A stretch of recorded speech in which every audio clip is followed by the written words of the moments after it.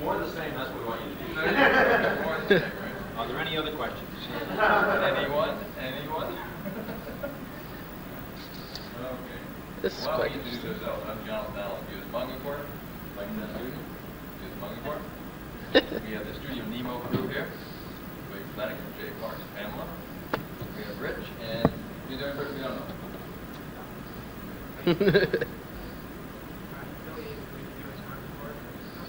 Well, that's good. Come on over, make yourself at home. Okay, we have two customers. So, why don't you tell us what we're doing right and what we're doing wrong?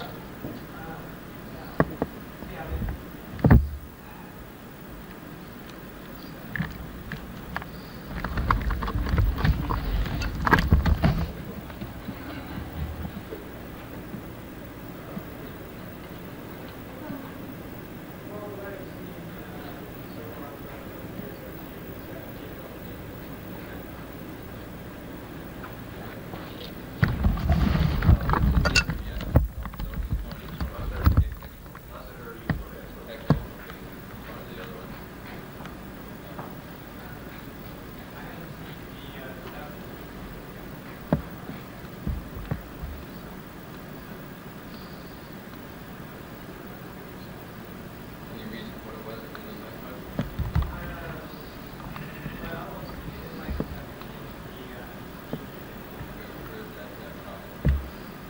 do you think about that? In other words, when you make a, okay, but just the concept of changing the background music.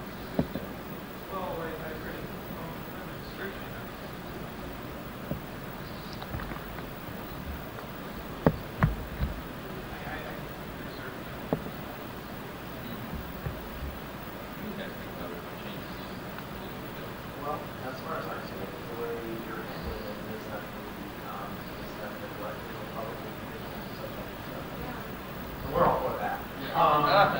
But the and when the dub version comes out, it's essentially for a mass market that wouldn't even know that that it came out of the Japanese original. And what I think is that is whatever really works. But whatever works best for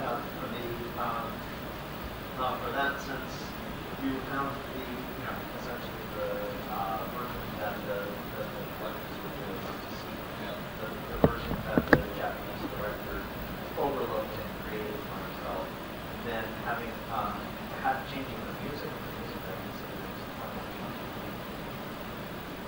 Rich, what do you think? Pretty important. That's something I've seen do.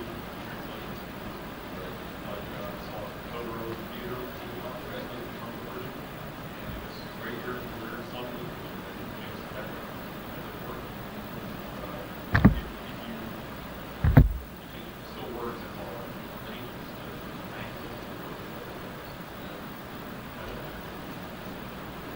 my purpose is not That's a comment we as very right in reference to the dimensions of more people comment by we change the music than anything else. And I think actually we share obviously your opinion, which is we try and do two versions where we do the purest version of what the real collector guy wants exactly that close to the can which wants to be understand as a subtitle version supposed to be right or subtitle but then when we do the dub version, we are trying to make it more accessible to a wider audience. And part of trying to do this is just figuring out what works and what doesn't work.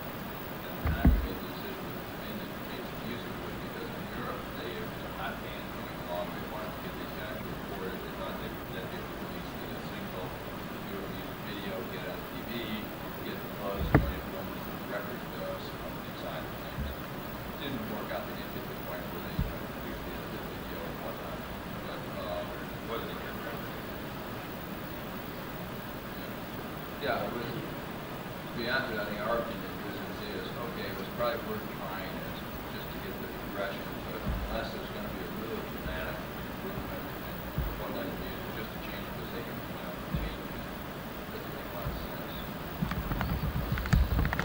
I don't know if that's the difference so far.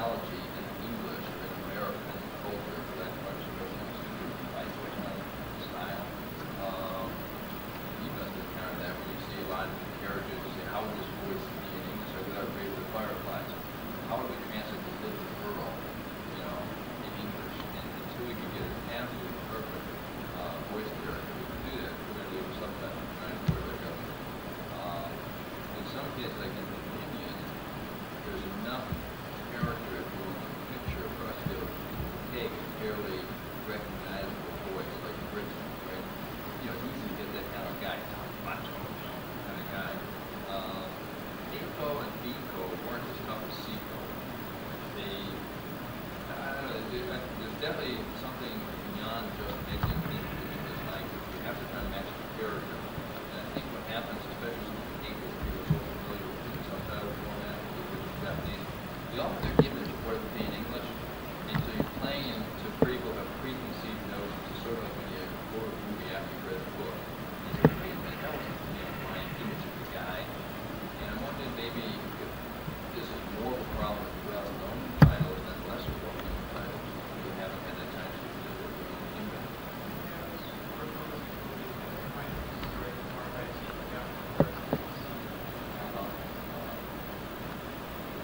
But in, Snow White was coming out, there's sort of a collective term that would work. The voice for Snow White is very high, multi sort of collective term style. Yeah. And if that came out in an anime at the moment, then that would be really good. Yeah. It sounds like a put on voice. It's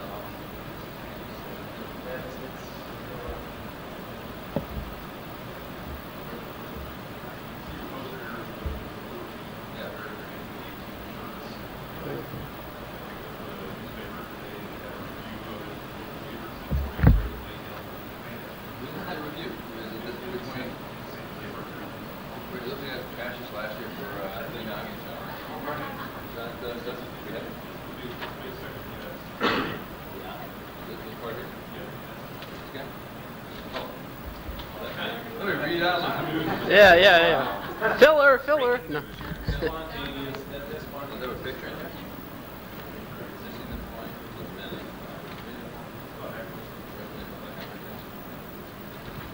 Oh, this is great. We have got a wide range of reactions to the overpaint. It turns out that we generally either really piss people off and they hate it, or they just go into raptures about how unique and how stylistic and how unlike anything you're ever going to see in America, this is. What's your question? The question is just what's the deal with the company about the form? It's not a new company, it's a new division. And the reason why we formed it is very simple. We think that in the repertoire, if you will, of Japanese anime, obviously you can go from everything from little kids all the way to far out pure ass porno, like we're being conventional, right? We, as US Manga Corps, sort of start in the middle. In other words, programming that we assume for high school kids, junior high school kids, college kids, etc. Almost everybody can watch a US Manga Corps release. There is some WWE, some cartoons, not really for little kids, but most people can watch a US Manga Corps release, which is Anime 18. Anything we have that would fit an NBAA rating more restricted than R would go out for Anime 18. And the reason is to make it very clear to our audience what kind of product we feel a responsibility as publishers to basically just be upfront. As you see the box design for Rose Doji, it says right on the front, warning, absolutely not for children. Big characters right in front. And we feel that as long as we are being upfront, if people say, hey, here's what this is, right? And our description on the back says, what it says, lots of sex and violence, blood and guts, right? That then if people want to make their viewing decision, they told them what they're going to get, and they're going to get what they're going to get. We do not wish to ever put something out where it's likely a child is going to pick up something that's inappropriate, for example. That's why even when we have unrated videos, we will always, in fact, unrated either contains nudity, violence, or parental suggestion, or we'll say suitable for all audiences. We're really trying to present information now. When we deal on the video side of things, in the video world, we have a major account which is Blockbuster. We have corporate policies not to buy any X-rated material or any, even they've thrown out their Playboy and Penthouse videos on Blockbuster, making sure about that a week or so ago. The reason for Anime 18 is it makes a very clear distinction. We're talking fire or music playing power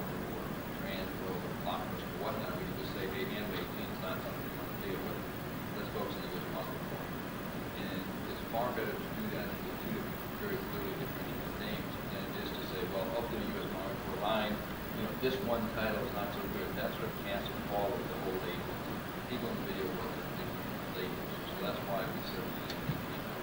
So at some point in the future, we'll probably go to the other side of the spectrum and set a label which is really just pure certificate stuff. Now we have released actually under all three of our labels because Radio Fireflies, if you're familiar with that title, which is a very moving story of World War II. Kids lose their parents during the war. They become orphans, they go off and die. And it's extremely, yeah, we premiered it in New York. It's such a prestigious film. It's based on the novel which won the Equivalent.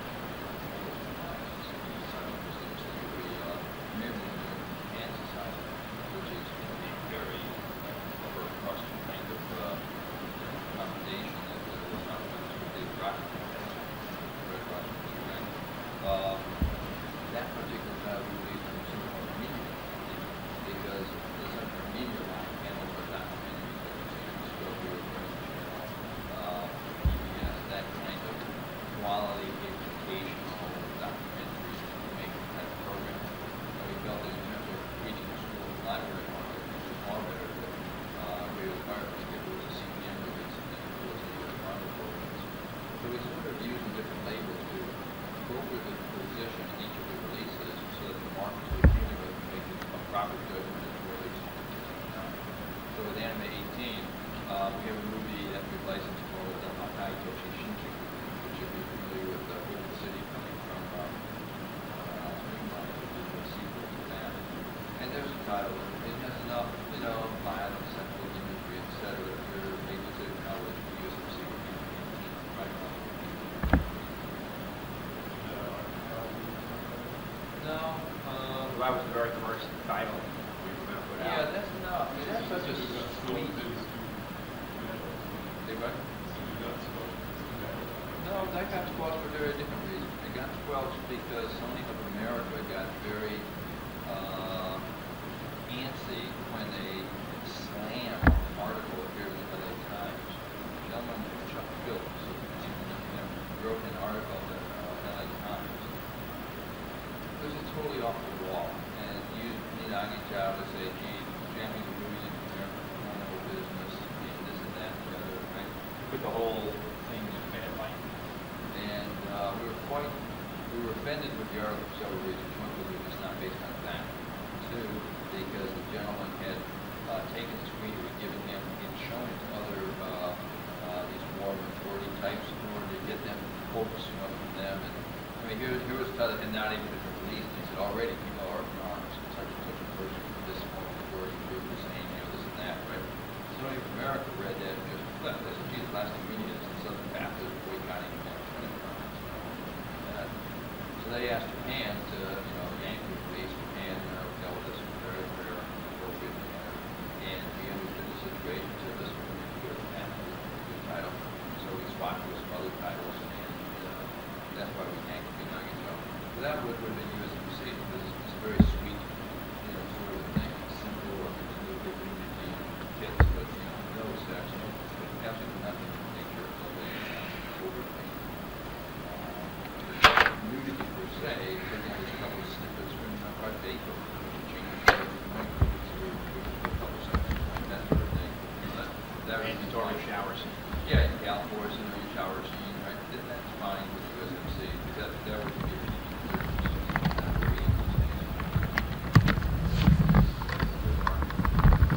exactly what it is.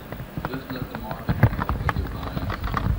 You don't want people to buy something they think is adult, it's not. You don't want them to buy something they think is children's video that might not be.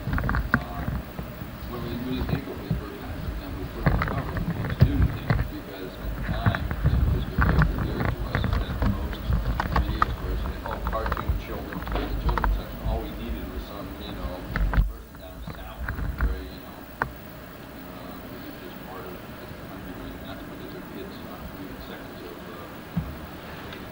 animated movies, right?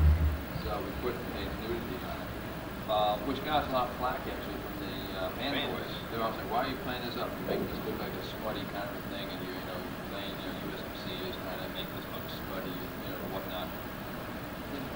Wasn't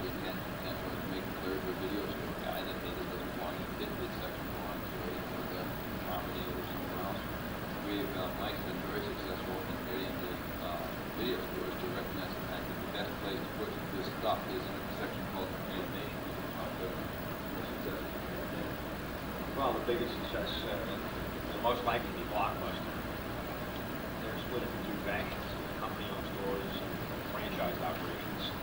For a long time, they didn't understand these products. For a long time, I tried to explain them. And they were equating it naturally to cartoon animation for children. And they couldn't understand why we had subtitled cartoons for kids that had nudity. They just weren't getting it, that this was not a product for children. So we have to educate these retailers, make them realize that it's not for children, but it's for an older audience. And that's the way to really attract this crowd, is to let people know you've got it. And establish an animation section, specifically Japanese animation section. And a lot of video retailers, they're just going to try something unbeknownst to them. They don't know what it is, where to put it. We would recommend they put it in the sci-fi section, because many of these are sci-fi. They would attract the Star Trek type of crowd. And little by little, they started to realize, yes, there's a demand for this type of product. And as more and more people would rent them out and show their friends, and get their friends into it, their friends would come back. And they'd start to realize that we can build up in this section and possibly create a separate section, which many stores are starting to do now. Initially, we had some success with people like Battle Records and Video, who took a chance early on. And they're one of our stronger retailers, as well as music brands, for instance, and some coast motion picture stores. Pretty much had to twist their arm to try it and guarantee that they were going to be successful. And once they tried it, they couldn't believe how successful it was. Thanks to the fans who went into the stores and found the product, and bought the product. We're able to continue to put new product in the stores. But it has been an uphill battle, an educational process for other retailers. For the most part, still don't understand what this product is. They do understand that there's a market for it, that they can make some money off it. So they are willing to put it in the store. One of the problems we face when we say, as soon as we told the person, this cartoon is not for little children, they say, oh, is this that Fritz the Cat shit? And it's impossible, really, to get them to understand that there might actually be a middle ground between Fritz the Cat and Bambi, right? And I think it's just more of a generational thing than anything else. America hasn't really come up with the kind of culture we have in Japan, where people are used to the animated form and the comic book form to deal with a range of topics appealing to all ages and educational levels. So I think that America is becoming more like a Japan in that sense, that more people recognize the animated art form as just an art form by itself, and like a mode of medium of expression. You definitely see that in the way the cell market has taken off. Most people never heard of animation cells a few years ago. Now it's very hot and growing market for animation cells. Most of these adults who have the money to go out and buy these cells.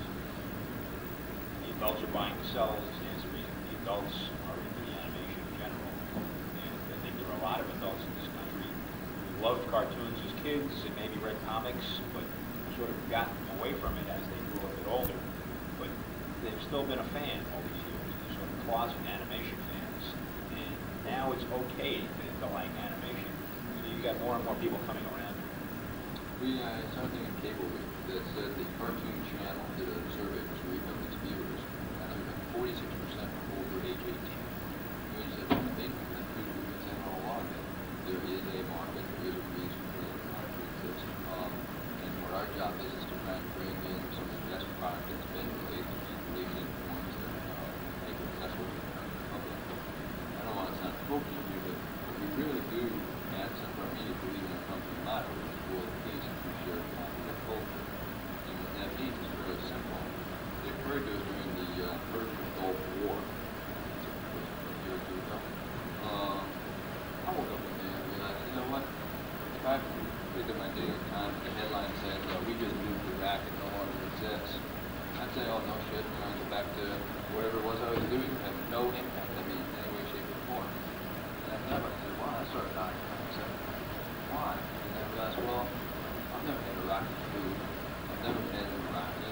I've never gone to an Iraqi movie. You know, I've never read an Iraqi book. You know, I don't know anything about these people. So, who cares? And then I thought about Japan. I thought, Jesus Christ, I'm married to one. I've been living there, and this and that and the other. It's like, you know, I'd be very concerned about us doing that to Japan. You know, that to a great extent, as we move into the post-Cold War era and have this tribalism looking at world apart, that if you can't communicate with people from other cultures on some common ground, it's going to be really easy to go to war. And if you can communicate, you have all kinds of bonds between you that don't, relate down to academic on government level, but are really just people to people, right? But that's probably the best, protection, or that's probably the best way that we can sort of grow to know where we can get along with each other in the future, that shared popular culture. So, we really do think, and we know from some of the feedback we get from our viewers, if we get a letter from someone who says, boy, I've been watching your stuff, but now I want to learn Japanese, and I think it'll be, I want to learn more about the culture. We think that's it.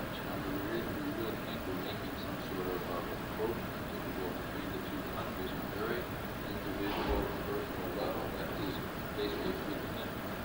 So, we don't know how to here, but we do believe in that. We're probably not going to change the world, but Yeah, we're going to change our little part.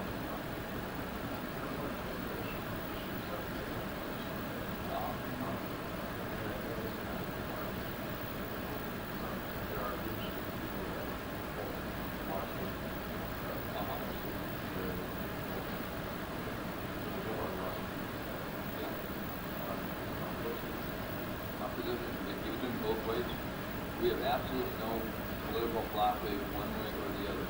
There's a very good reason to have subtitle product. There's a very good reason to have dub product. It's exactly what you said. Just some people don't want to read television. Right? Most Americans have never watched a foreign movie in the first place. Ask them to watch a foreign movie with words that they have to read, and all they want to do is sit back and pop a beer. Why make them go to that work? So we think that if it's done properly, good subtitling should be legible. It should be easy to pick up the background. It should be, readable in the amount of time that you've got. And all the things that Studio Legal does very well. That time is located, centered, making the fonts so readable. That allows you to hear the original voices. If you want to hear the Japanese, you want to practice Japanese, whatever. You can get it the way it's originally came to story about the first version. But in order to reach America with this product, we have to face reality, and the reality is most people aren't going to read. Right? And we think Nico, creative department, we think all these things are worthwhile. We think there's a reason, we think there's good stories, well told, with memorable characters, good art, so why not go? So we think both sides. It's not like the abortion issue or gun control or, religion where, Mr. A is not going to, believe in Mr. B's position. There is no middle ground. We think, well, we got a whole bunch of A's out there that are selling this, and if there's a whole bunch of B's out there, let's introduce it for them as well. And I really don't know why there's this controversy. I don't understand why other companies haven't put their products out in both formats. We're the only company that has done that so far.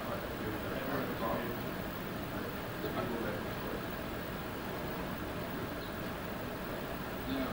Why not offer people a choice? That's what we're looking at. My job is to sell the product. And there are a number of different groups of people that are going to buy the product. You've got the hardcore fans, who for the most part want it subtitled. We're addressing them. They want the subtitle versions. There is a much larger market, or potential market, in the video shops across the United States. And most video shops are going to feel a lot more comfortable making something that is done in English, because their clientele is going to be that much easier to go up on the shelf and pick something up dubbed as opposed to subtitled. The subtitled, they just might not want to bother with it. They're not real fans. They don't even know what it is, but they've heard about it maybe, they want to check it out, they don't want to read it. They want to relax, eat the day, whatever it is, and just see what they think about Japanese. Much more accessible to the average American citizen than it's so we're trying to get that product to most video shops, which is one of our goals, to get it to most video shops. We're going to have an easier time with that than giving them the product.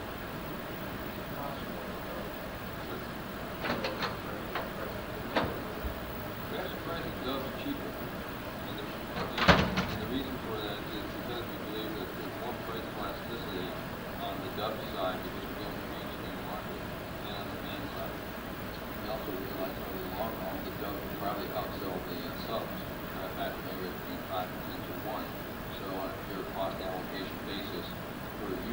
cost is being cheaper, so we pass that along.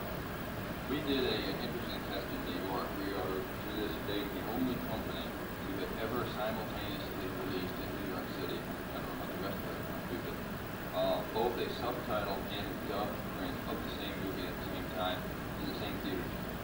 We played the Overpaint in the dubbed version at the Angelica 57 downtown, Angelica Theater in Maine is one of the leading state-of-the-art theaters in Manhattan. It's like, the place where all the new movies, like a Crying Game, will play for the first time, and they start to build the buzz because the audience is so big in the place.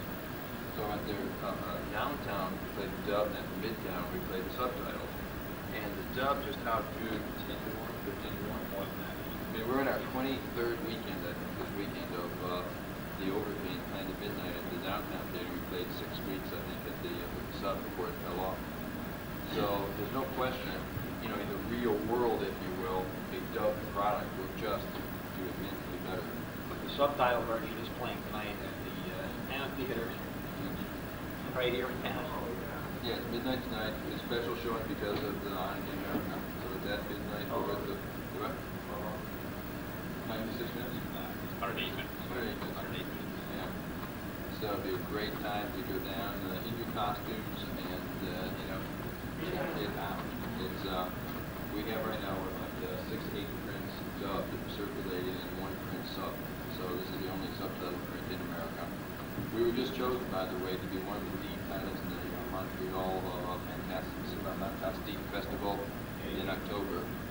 And you're right? Overpaint. Yeah. Sure. Yeah, We're giving these away at our booths. Yeah, it's got the address and everything on. So, that's our feeling about the dub. What do you think, sir? Do you know why there's this, if you will, controversy between sub versus dub? Sir? Like you said, the purists of certain movies, we do a lot of research for last no, you don't want it. But there is a mass market. It doesn't even use such levels. You go on and reach them, you have to go. And I think, I'm sorry, I'm just thinking that there needs to be like 2 major differences between, I have a lot less problems with the US Manga Corps traditions that we not. So, I can deal with some of the minor details that I don't want to take into our that it just, like you said, like giant robots. Some of those things, it just hurts me because I know that from the top they're so, it seems like they're so money that they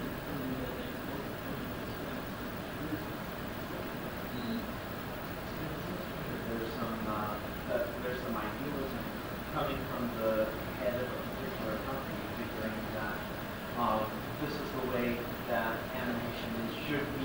On one side you might have, the director shows these actors doing the voices, and that doing anything other than that would be violation. And from the other side saying that the film is dubbed, and putting anything on top of it would be a violation. And their opinion seems so strong on that they can't see their way around to actually, allowing the market to choose what they want. Actually, I've got some friends that are big in porno market out there, like films like thru, an example of released in both formats. And they watch a lot of foreign live action films, and after seeing a lot of them, they decided that we'll only ever go see some of them. That's a good example. That's so good in the original German. You watch the dub version, it's like a B movie. Right. And after seeing a couple of those, they decided that we only want subtitles for foreign films. But I think what you're saying, you don't argue that the mass market doesn't like subtitles, they like them before. We can't, for example, sell TV. I mean, I can't even get an appointment to talk to TV5 or any of the networks or any of the cable networks if they do the word subtitles. It's like, you're such an amateur that you're going to walk into my office and try to show me a subtitle film. You know so little about the American television industry. Do you think I'm going to buy a subtitle movie from you? It is almost impossible. So we have to have the dub in order to get on TV. I would think it would be a couple of minor exceptions.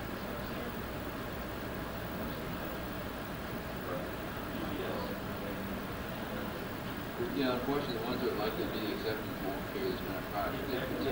They're going to have foreign art. Yeah. The Cartoon Network's not going to want sometimes. The sci-fi. MTV won't, sci-fi won't. Right? So.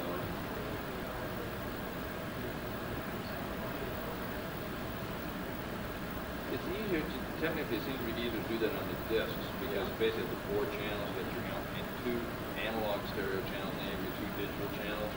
On tape, we actually looked into this. If you look at all the different VCRs that are out there, there actually are some that have that capability. Beta Hi-Fi, for example, it has an analog track and it has a Hi-Fi track.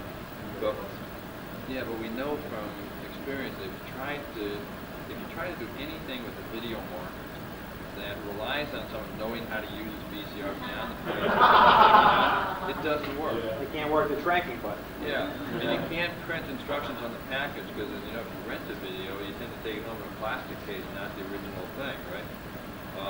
So to say, turn off your hi-fi, use the analog, it just doesn't work. Now, people who are into video performance, that want a video disc, generally don't have a problem with understanding that there could be 2 separate tracks. We have also looked into things such as on the Japanese having the closed caption, right? So you could sort of click the closed captions on or off if you want, which would then make the dual soundtrack even more appropriate. Because then you can put it on disc, you have English and Japanese, but then when you're watching in Japanese, you want to click on the closed captions, you can see them where you can turn them off. That's like the ideal, I think. But even that's tough because, as you know, the fonts for the closed caption are horrible. That's what I was going to ask.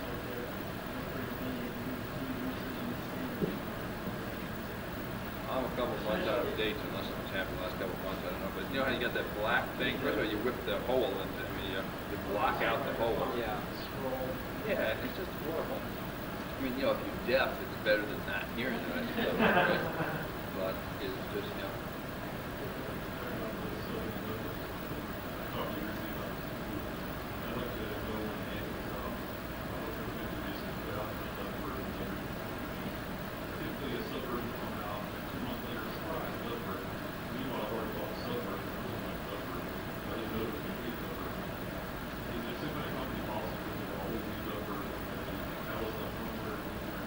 For the most part, our objective is all tapes will be discs and all subs will be dubs.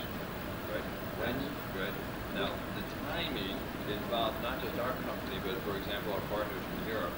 Because when we do an English dub, we will do it in such a way that we can use it here, and the Brits can use it over in Britain, and the Aussies can use it down in Australia.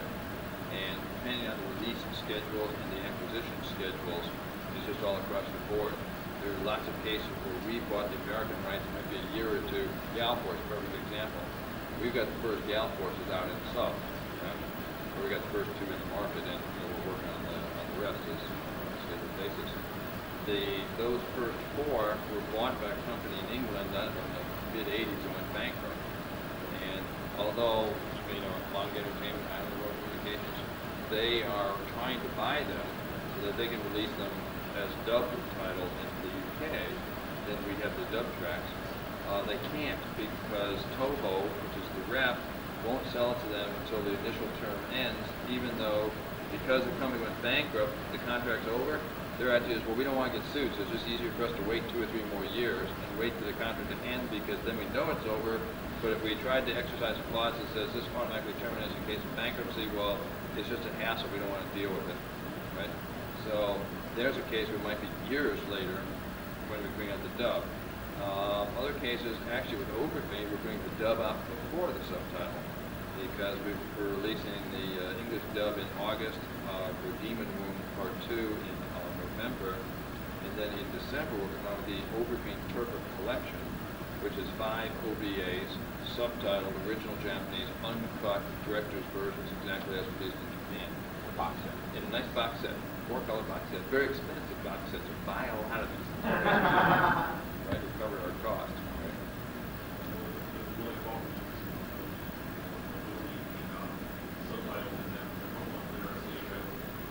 actually, in that case, there's two very different versions. Odin, as you probably know, was released in Japan two different ways. The original uncut director's cut was like an hour, 2 hours, almost an hour and 20 minutes. And that's the one that we released as the purest version in the original Japanese with the subtitles. Then for Japanese television, I think for a subsequent theatrical release, they did a much shorter, like 90-minute version. And that's the one that we're making an English language dub out of. So in that case, there's actually a substantial difference. I mean, there's a very clear difference between the purest version, the original director's cut on one side, and if you go to the mass market, both here and in Japan, on the second piece. I was just thinking, I've heard some of it, but all I know is that the record is hit, the part that I see, something will not switch it, so, you know. Oh, we won't release that. No, we've got that. I know when it comes around. Yeah. Or when the manga video. Oh, we actually have the master. I mean, they sent it to us. You know, when they delivered the materials, and we just listened to it. We said, no way, it was awful. It was. And believe me, we were saying it's awful. I mean, you know, we were trying to, you know, cut all the slack we could. You know, how bad is it really, Mike? I mean, is it really that bad? I mean, you sure we couldn't? No, I mean, it was just horrible. And. No, wait. Hey, where's the panties? Where's the panties? Where's the panties? The Sony edible How about panties. the edible panties? Hey, Hey, someone remembers our early days. All I got was a letter saying you couldn't use my credit card because it was invalid or something. That's not true. I have good credit. I have really good credit. Good to see you again. How you What's the doing? topic of discussion? Were we just anime in general? Yeah, now we're just shooting the shit. How you doing? Good to see you again. In 2 years. Yes, it's been. I just got something signed from Tony Punch. I guess I'll share it with you guys. This will be the first. This is a Lupin banner that I obtained at a tire store in Okinawa. And the artist is All right. Damn, that's nice. Come over here, Mike. Walk this way. So they can see it. It's in there.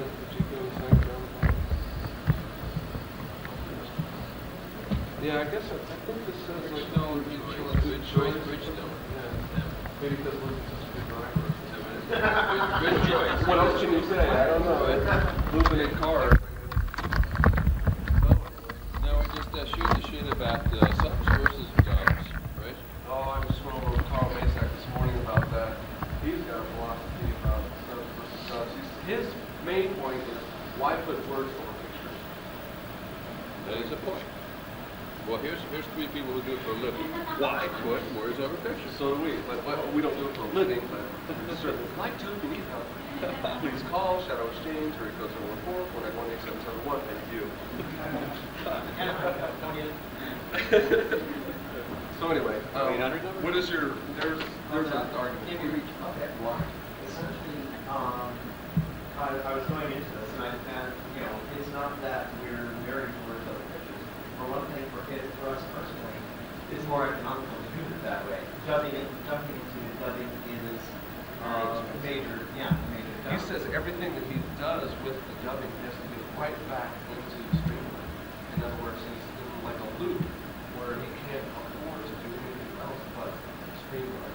So he has no life, he has no vacations, he drives and he's not as a normal guy, and he's stuck. But the advantage Follow that, yeah. the advantage of the subbing of the dubbing is essentially from a purist angle. If Miyazaki does a film, then Miyazaki is going to choose the people who he wants to act in the film. And it's not necessarily, and don't get me wrong, I'm not putting down Carl too much, but Carl decides who he gets to act in his film, in his version. And it's not necessarily the same thing, and it might not come across in the same way that Miyazaki would have wanted. In fact, in the one version that Miyazaki actually, the one version of Nautica, it was not, Miyazaki saw it, he did. And that's, but if you take his film, and all you do is you give people a reference, essentially give people essentially the idea of what they're saying on the screen. Because let's face it, it's fans looking at this stuff. It's not everybody yet. We would like it to be. There is a market for stuff, and there are ways to get around it. There's Mangorama to you. Thank you.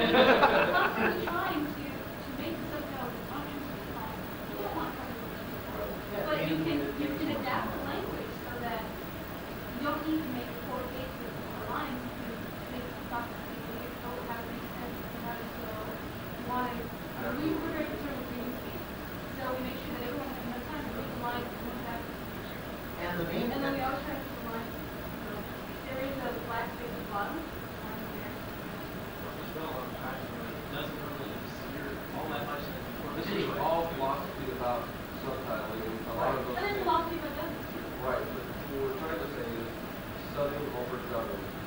His argument is that if you have a film that has words encrypted on it, you're essentially damaging the picture. He has a point. I think it's like getting Alfred Hitchcock and Kurosawa on a panel and saying, what's better, color or black and white?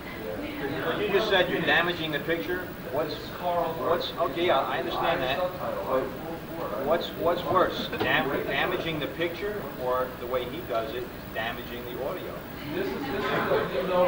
That argument is good. However, in Carl's work, he has to go out and find people that can act. He's used real actors. He's done a lot of screening and searching for people, and it's hard. It's hard to find people that can do good dubbing. Now, in Japan, the characters are set, like he says, the artist goes out, the director, and finds the character that fits the voice, and they're set. And he go on for series episodes, and we as fans become used to that, and we're set. Now, Carl has to go in and find somebody. He interprets the character with the director said as much as possible from the English translation, and then try to find somebody to act like that. That's what makes it very different. But then he does that, and everybody hates it. Everybody complains. He does. I don't know what you say, but I wouldn't say everybody hates it, but yes, Well, we hear a lot of complaints. I think there's not complaints. I think a lot of people are judged. Not necessarily a lot of a lot of the things the acting talent has gotten a lot better over the past couple of years. Granted, some of the voice choices aren't necessarily always great. But my major problem is a lot of the rewriting sort of takes out a lot of the emotional content that was put in with the original acting. Let's take a step back here. The English language is limited. Okay, we have 26 letters. The Japanese have over 3,000 characters. They can express themselves in many different ways that we can. And when you take that and compile it into English, it loses a lot. It loses a lot.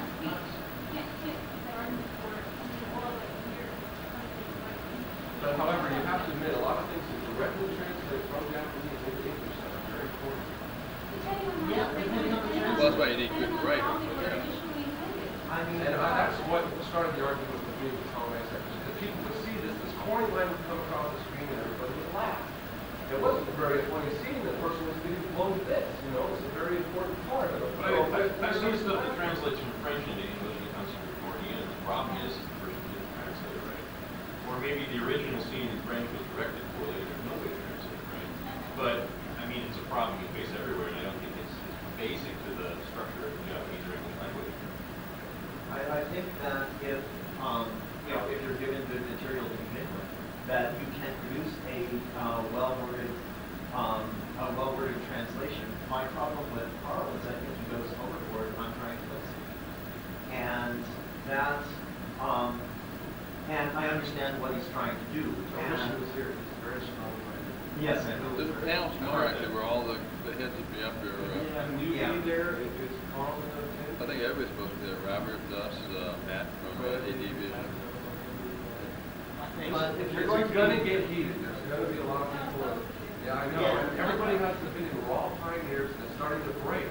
We had a national release. My neighbor talked about it. Got a review from Cisco Ebert. I mean, this is hot stuff now. I mean, 2 years ago, people were like, what? Japanese what? Now they're like, oh, wow. You look at all the rental shops. Every film that they've done from Streamline is there. There's excellent subtitles from US Manga Corps. We've worked to deal with Image Legends Company, which I had a chance to work with Frank Hall. And I tried to get in with you and him together so we could do some of our stuff and get him films. He was very impressed. We went ahead and did Dominion after you had done it yourself. You seemed to like the font style better. We thought we were in the door, and the next thing you know, the stuff was coming already ready on, D1 and D2 master right to his shop. And he was like, well, it's already subbed, so, there's no room for you. So he brought us into the Caribbean. And I said, well, I'll get in contact with the guys at US Manga Corps, send them a demo. If they like what we do, maybe they'll bring us in and go with it. Yeah, I like this. Okay, now you'll do it for how much? And you'll do it for how We worked on it. Let's see if I'm competitive. Let me see if we're at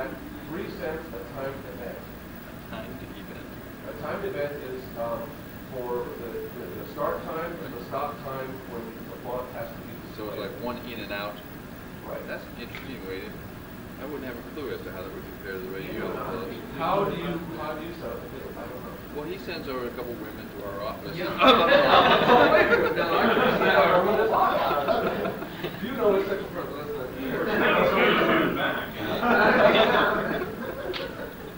You're kidding, right? I don't know about how people had originally set up the deals. I just would, word of mouth, this is what we do, you like what we do, and went with that premise. And then Frank asked us for a bid, and we rattled our brains for a while, and we figured that this was fair, and we just put it on 30 cents or 3 cents a time bid, and then for every hour that we were in the studio, whatever a flat fee would be, like $100. Okay, fine. We said sure. But I don't know what goes on as far as the finance. I don't know if it's in a great form to talk about this. No, I don't know. We'll keep it to the generality level. Generally, there, yeah. right? Well, I mean, in general, we look into how much it costs in the studio, we look into how much it operates, and we try and come up with a system that works well. I'm going really, really general here, but and then come back to CPM with a particular price. And then after we figure ourselves up to the point, we go, oh, God. Yeah. Then we, fondle each other a little But bit. you're on page. You've done well. It's like, how many out there now? It's like, 10, I think. Yeah. That's Well, not fair. we're getting a whole bunch. Yeah. Actually, Image wouldn't take overfeed. We had to do overfeed with Laser Entertainment because Disney. Does Frank Hall ring a bell? No, we deal with through some visas on the legal side, and then the That's a good question. Copyright. What is being there? copyright. Copyright. I mean, We own it's copyright. hard. You own the rights? Yeah. Everything's being. When we license something from the Japanese, the first thing we do is register their existing Japanese entity under the American Copyright Office in the name of the people who did it in Japan. That's step one. You have to have it registered, even though the moment they release something in Japan with that Circle C notice, under the Berne Convention, it is copywritten in America. For us to take legal action against pirates, it's got to be actually registered in the American Copyright Office. So that's step one. Then step two is we copyright the separate English version, both dubbed and subbed, the separate copyrights. Right? And then depending on our contracts, either we own them, they own them, it's a shared thing, etc. Depending on what financial arrangements will work out. Each one is different. Each one takes. Each copyright's different, and each different. Can you explain that to me? Then we have to do the copyrights on the packaging. We copyright our package as well. So that if a pirate, for example, releases our video and Xerox is a copy, we got them on 2 offenses, not 1. So I got two criminal offenses against the guy. Okay. So then when we license to someone like Image, right? Image, we will allow ImageLite to copyright separately the artwork that the particular layout on their box, right? So that creates another copyright boundary, which then if someone were to, it would be like tougher counterfeit video discs, right? It would be a third charge that we could put against So it. Image actually owns the cover. Not the underlying artwork, and not the copy. It's just to the extent allowed under copyright law to do register layout and design. That's what they get. Of course, their titles, their own. I was going to say, marketing is a little different than this. They do it like this. They do the cover for artwork, and they also do this fancy little supplements. Okay, it's got great artwork on it. It tells about the series. With every box, there's a crack on an American disc. Unless it's Criterion or Voyager, they'll never do that. Now, is it viable to justify the cost to put something like that in an image disc or the other companies you work with, maybe in your videos to boost sales? I don't think that initially is going to boost sales. I think what Image is going to do now is examine the sales figures that they've done. This is new to Image. They didn't know what Japanese animation was a couple of years ago. And when John cut the deal with them, they had no idea what to expect. Luckily, they've been selling discs, and I think they're very pleased with the amount of discs that they're selling. And as they continue to sell more discs, I think they'll realize that it might be viable to put some of that type of information in there. And once that information is in there, that will lead to increased sales. But first, they've really got to be confident enough to know that, yes, you can sell X amount out of the box, and this is a real genre that we're going to be able to sell you this. Can I put my foot in the door by getting the demo of this one? Sure. Definitely. Yeah, give them a card into it. with all due respect to our existing vendors, we are always looking for, good vendors to work for. I mean, a small number of highly talented individuals, of which we have one group already, and we are not a closed shop. We're looking for better, cheaper. Yeah, anybody who prices effectively gets the bid. I mean, we're open. I hope you don't worry if you go around making other people. Yeah. No, we're very open. That's right, we can pretty much take care of disposing of a lot of people in this area. Yeah, the same thing. No, we don't expect our vendors to work with us on an exclusive basis. We know from talking to some of our translators, for example, that they are refused jobs by other companies because they've been tainted by the experience of having worked for us. I don't get that. Of course, we'll fire them if they have work for anybody else. They have every right in the world to look for, alternate employment. No, it should be open. I mean, it should be open.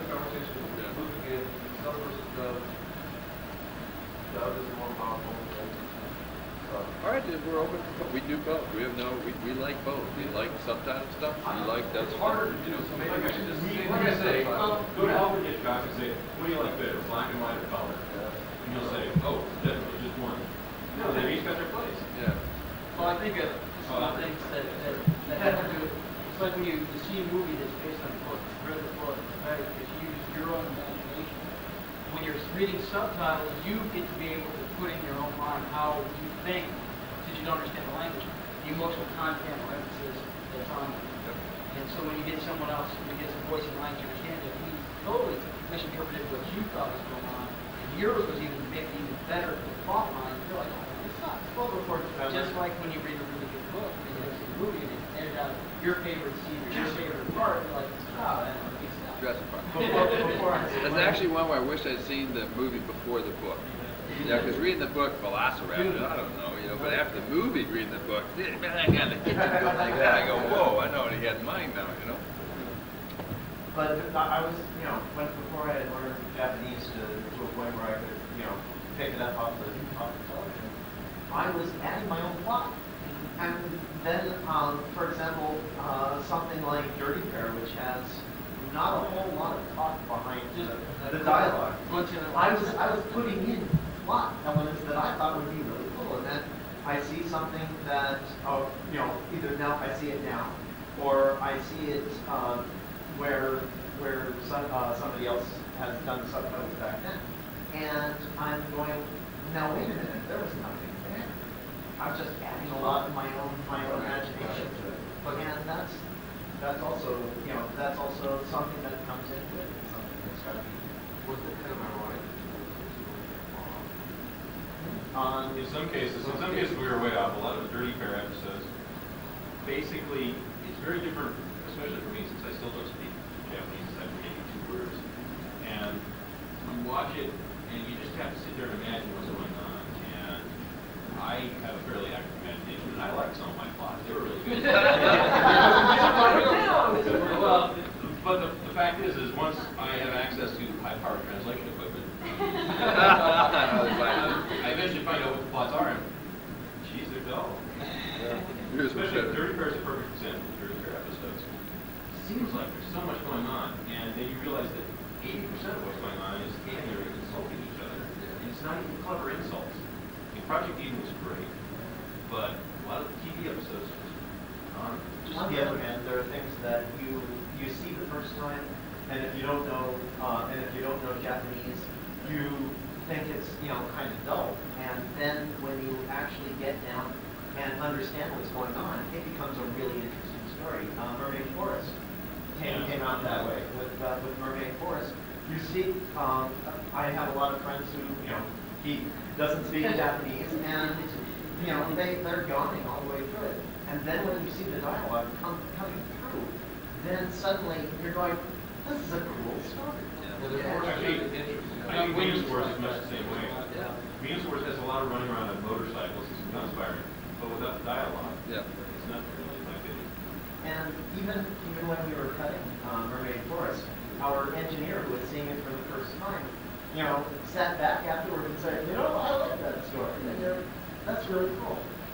And our engineer doesn't all that. As a subtitle, do you think it can actually help with the streamline and be able to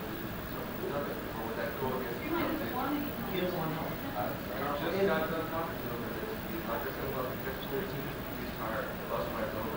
He's tired of driving, he wants out. If he So wants he us, wants help. He wants help. we're always looking for things to do, and as long as, which is akin to your. Actually, I'm really skeptical because I think this is sort of a personal opinion about Carl. Okay, this is a personal opinion about Carl. I'm not sure if it's justified, but it's always seemed to me that what Carl really wants to do, more than anything else, more than pushing it into the mass market, he wants to be a creator. And he really wants to be able to put his own stamp on things. And there's nothing particularly bad about that. But I think that's a lot of the reason why he rewrites things. Well, he's very upfront about that. He's shifting streamlining from an acquisition to a development and production company. He's very upfront about his intention to do so. Yeah. You going to say something? I was just going back on that. I was just curious if you're planning on trying to incorporate as far as doing more events stateside. British stuff. Actually, right now, what's happening is because our partners over there don't have the luxury of the lead times we have here. We bought product all the way through to the end of '94. So we work, which is one reason why I'm happy to say we have never missed a street date, with the exception of Minangacha, which was yanked and we never released. We've never missed a street date. Right? Am I right? Never missed a street date? Right? That's Berman from Captions List. Yep. Verifies this. And they in England are so under the wire right now that they have to get the stuff out. So they're doing a lot of dubs quickly right now in order to have product to release. So as long as they're under more pressure than we are to get it out faster, it'll tend to get done in London, possibly more than here. So far, they've done the lion's share of what we've done together. We're setting up to do a couple of dubs here, and we're looking at more vendors, for that purpose here. I'm not sure what the actual end result is going to be in terms of percentages. But they do use American voices, except for the Arslan Senki, the Legend of the Arslan War, which was sort of a stylized kind of a thing. They used more English-sounding voices, which we thought was appropriate for the style of the thing. But almost everything they do is with American actors who live in England.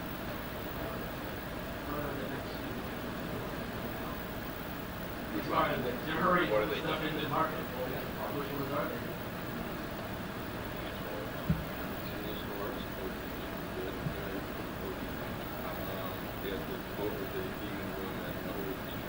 We did the dubs for them here in the States, and they released them over there. As far as what we're going to have out here for the rest of the year in dub format, the Venus Wars, the Odin, the Legend of Demon.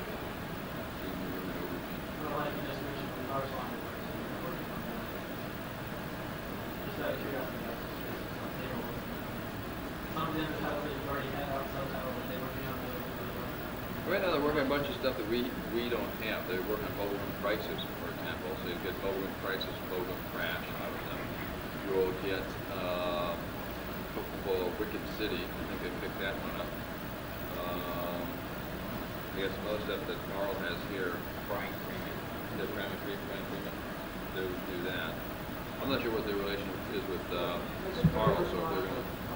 Getting together with all of the companies that do subtitling and dubbing for what the Japanese Federation wants to be under one roof. In terms of? Like the corporation. Well, last year, actually, at this time, we were talking about forming something along the lines of like a Japanimation and Manga Marketing Association of America. Well, like a trade group, really. And it didn't come to pass last year because although there was quite a unanimity of opinion, there was one very strong individual who didn't want to go with the flow. And I think it sort of served as enough of a momentum blocker to keep, the deal from being done. Anime and ourselves and the Right Stuff and Studio Protest had preliminary talks about trying to sort of get the ball rolling again here. And it fell apart for no other reason, just that people were coming on different schedules. We were hoping to have like a Thursday night, like last night, have a thing where we all got together to talk about it. And everybody had different plans, and some people were invited as guests to the party, and others weren't, and some were coming in. I think we have a very clear interest as USMC in throwing our share of cash into a pot to hire very high-powered lawyers to go out and nail the fuck out of the pirates in the market. And we're looking, flat-assed out, we'll throw down 5, 10 grand, we're looking for the other video guys to match it, with the war fund of about 50 grand, we just want to go out and find, one or two egregious examples, nail them to the wall, and make it real clear that, this coalition is not going to screw with you, you screw with us. So that's our biggest focus on the trade group. Some of the other companies involved, for example, the manga people really don't have that as such a high concern because, no one's out there pirating comic books, it's cheap enough just to buy the darn thing. So there's a little bit of a different point of view on their part. Some of the video companies actually think it's more important to get the PR for the industry, like, gee, Japanimation is a good thing, as opposed to worrying about piracy. So there's a little bit of a different sets of priorities, and it's tough to get a group going unless somebody wants to say, hey, here it is, I'm up and running, and join me. To try and do it up front and get a consensus is just difficult. We've got very legitimate different points of view. They've all got their own agenda. Yeah. Well, it's not a prerequisite, no. We're not the kind of people who mention names in public. We do, however, commend you on your personal capacity and, Protecting who that individual was, yeah. So, good. one person can vote. That's That was a great idea. I don't know why. it'll come together. It'll come. But, Yeah. oh wait, hold on. Yeah. No, we have our stuff will be on TV. Actually, the fact that he's out there doing some of the groundwork is good because it's easier to come in and be number 2 in some cases and say, okay, good, now that you played that, right, would you like some more? We got some more. Yes.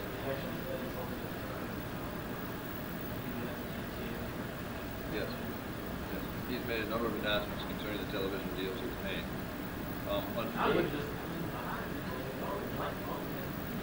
Unfortunately, what they pay is so absolutely poor. I mean, it's $4 grand an hour. I mean, that wouldn't even pay the dubbing bills. The Sci-Fi Channel pays absolutely nothing. Some people call it anime. Some people call it ugly. The same way they call it each film. Was a good thing. Yeah. Yeah. It's very definitely, everything is building momentum. I mean, people who buy for television read the video trades and they see the reviews and they're starting to realize, gosh, they go to the video store and there's this stuff there and people are talking about it. As you've probably seen, we do a lot of advertising. We're in every issue of Comic Buyer's Guide, we're in every issue of Comic Retail, we're in every issue of Video Business, we're in almost every issue of Video Store Magazine. Hey, Brent? Hey, Brent? You and you and you and you, everybody who buys our product, a large hunk of what you give us goes right back, an absolute majority of the money that we obtain from our customers goes right back to buying more product, to paying for subtitling, paying the boxes, and the advertising. We are investing an incredible amount of funds into building the momentum. We don't see this as a, flash in the pan market. We really believe that there's a massive amount of creativity on the shelves in Japan that merits being imported, if you will, in version for the American market. And from here down to South America and Europe, we're witnessing, if you will, I think one of the few breakthroughs in software where Japan has a chance to sell. In the mid-'80s, I was responsible for releasing about 25 movies, Japanese classic movies, your early Kurosawas and your early Mizoguchis and your Ozus on video under the name Japan Film Collection. It was, very much a labor of love because we sure didn't make much money off it. And we hit about 2,000 units and that was it. You just couldn't really sell much more than that. And I realized that Japanese animation has a true universality about it that does not exist with Japanese live action. And no matter how good, Stray Dog is, a black and white subtitled Japanese movie from the 50s is just not going to fly with the average American. Only 5% of Americans have seen foreign movies. And that's an astounding percentage. 5% of, there's 95% of American people have never seen a foreign movie. We got about 250, I think, yeah. And the ability for the cartoon format to break through that cultural boundary, especially since so many people in the cartoons look like us to begin with, I think is a real chance for Japan Geek, if you will, to export software. we're there to help, we're there to bring in a lot more. But to do so means we have to recycle our funds, invest a lot, and we were at every issue of your, distributor mailer, right? Big full-page ad. Right? Yep. And it's to educate the comic book world in the marketplace with the, advertising, tell the comic book guys, hey, there's stuff, it's legit, here's what it looks like, etc. Our time is up. Okay, so unless there's any other questions, I thank you all for coming and appreciate Stop by and see us at the booth you at the running the Anime panel Expo. for us there. Thank you.